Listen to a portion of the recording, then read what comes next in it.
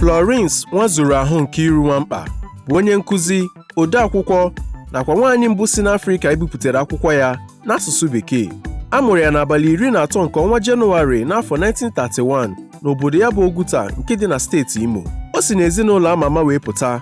Nne na nna ya bụ Christopher na Martha Nwapa bụ ndị nkụzi. Ọ gara akwụkwọ elementrị, sekọndrị n'Oguta, Elelenwa na steeti Rivers nakwa Lagos. Ọ gụrụ asụsụ Bekee, history yana geography na University College Ibadan nke bụzi University of Ibadan ugbu a site n'afọ 1953 ruo 1957.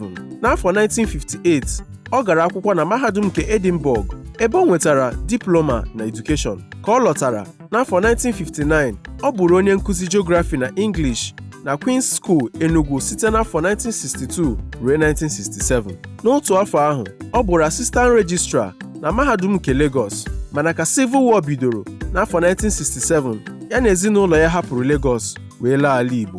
O dere ọtụtụ akwụkwọ ndị gụnyere One is Enough n'afọ 1981, This is Lagos and Other Stories n'afọ 1971, Wives at War and Other Stories, Journey to Space n'afọ 1980 nakwa ndị ọzọ.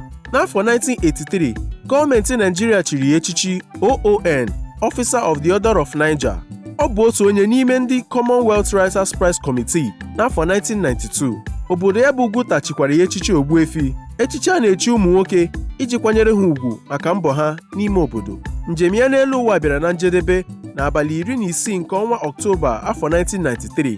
Ọ nwụrụ site n'ọrịa pneumonia na University of Nigerian Teaching Hospital Enugu. Ọ gbara afọ 62.